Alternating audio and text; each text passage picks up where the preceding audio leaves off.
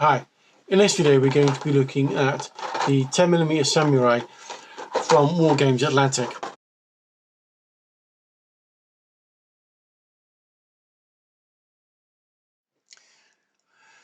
So, Wargames Atlantic kindly sent me a box of the samurai and of the ashigaru. Now in this video we're going to look solely on the samurai box. Now, for those who aren't aware, these are 10mm, and in each box contains roughly 224 miniatures. So, for the majority of people, a box of samurai and maybe one or two boxes of ashigaru will probably be enough to build an army. So, we might as well get the sprues out and have a good look at them and see what they look like. So, like I said, we've got a box of samurai. Now these are 10mm, 224 hard plastic miniatures. Now these are from the 16th century Sengoku period of Japan. And in this box, our contents are pretty much the samurai, which is the elite warrior class in Japan at that period. So we get a number. We get some cavalry. We get the archers, what the equivalent halberdiers, and sort of basic men-at-arms samurai. And these are armed with either a yari, which is a spear pike, or the naginata polearm. The archers are using the yumi longbows, and then obviously cavalry have got a mixture of weapons. Now you get 4 sprues in each box. They all contain the same miniatures on each sprue, so you get 4 of each of these different types, including 4 lots of casualties for casualty markers. There are no bases supplied with these boxes, and that because that allows you to base them up however you want, depending on the rule system you're playing. So let's get the sprues out. So, like I said, 4 sprues, all the same. And on that sprue, as you can see, we've got all our troop types. We've got our troops armed with the naginata and the yari. We've then got our cavalry types. And then at the other end of the sprue, we have our archers and a couple of other bits and pieces there. We've also got the standards, which you can attach. I'm not a big sort of samurai history buff, so I don't know the correct name for these, but it's where you would put your clan sort of symbol flags on paraphernalia on to mark out who and what troops you were and what clans you belong to, so you could be easily spotted on the battlefield. So we have a nice selection of cavalry. These are quite nice. I actually quite like these. They're nicely sculpted. Got a different array of poses of for the horses. The samurai are also carrying a number of different weapons. So you've got some with what I presume are katanas. You've got some with the yumis, and then you've got those with sort of what I presume are the yari spears.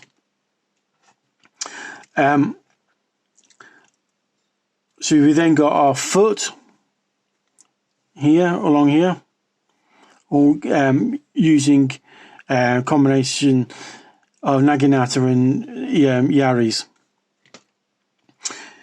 And these are basically done in small strip. You can base them up however you want, and have sort of frontage, whatever frontage you want, depending on the rules. Now, I will say that some of these weapons, such as the yaris on some of them, are quite fragile. Especially those on the Yashigaru, and then in the next video I'll point this out again on the Yashigaru miniatures, where I think you're going to have to be very careful when taking them off the sprue.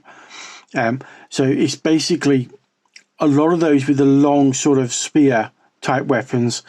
You're going to have to be very careful. They're quite thin, they're quite fragile. That's the only major complaint I have, is and it's probably more to do with a scale issue than a quality from Wargames Atlantic. An issue from it's just, I think because of the size, weapons at this scale tend to be quite fragile anyway, regardless of manufacturer. But it's just to kind of point out, when you get these, there are certain miniatures, especially this guy, if we can get close here, I mean, snipping them off on the blade, you're gonna have to be quite careful with that one. Take your time getting it off. Same with the bows, so that they don't break. I'll drop in some close-ups of the miniatures, and I'll put some on a base so you can see what they look like on a base. The other thing I do like are the casualties. Now, I will probably turn these into casualty markers rather than putting them on the base,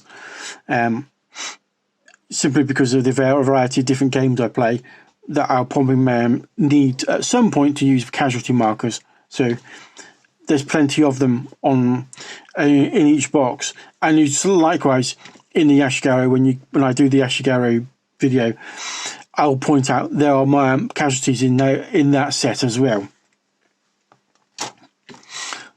So my overall thoughts. So what are my overall thoughts? I quite like them. They're quite nice miniatures. They're nicely sculpted. They're well cast. There are some issues on the fact that you're going to have to be careful with some of them, so as not to break some of the more fragile elements, such as bows and stuff like that. But I don't think, regardless of manufacturer at this scale, you would probably have the same issues. I don't think you can sort of get away from that fact, that once you go down to something like 10 mil, unless you're using separate brass spears, plastic spears on any model by any manufacturer at this sort of scale, are going to be fragile. It's the same with warlords in their sort of epic battle scales. The spears you have to be quite careful with, because they're quite easy to break. And likewise with this, you have to be careful with those weapons when you're taking them off the sprue and stuff like that, because they are easy to break because they're quite thin. But that's more of an issue with scale rather than quality.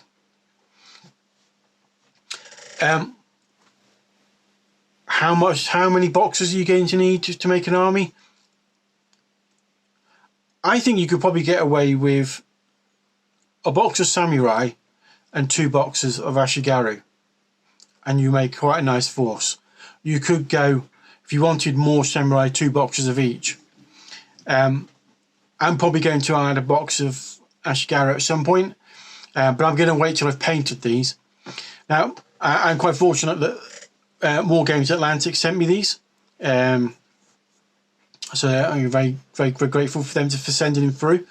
I'm not a big expert on this period of samurai. I kind of know some bits and pieces. So for me, getting these is and basically means I could get to dive into that period a bit more and do a bit more research and learn a bit more about that period of Japanese history. It was quite let's say chaotic period. There was a lot of conflict, a lot of people vying for power. So for a wargamer, it's quite a good period to jump into, especially for campaign build. If you're going to maybe push out a campaign set in that period of Japanese history, you've got a lot of various different factions all vying for power. So you know, you and a group of friends could easily put together different army from different clans, and all vie for power to see who becomes the top dog at the end. Anyway, that's all for this one. I will do another video in the next couple of days of looking at the Ashigaru. But that's all for this one. Don't forget to like and subscribe, and I'll see you next time.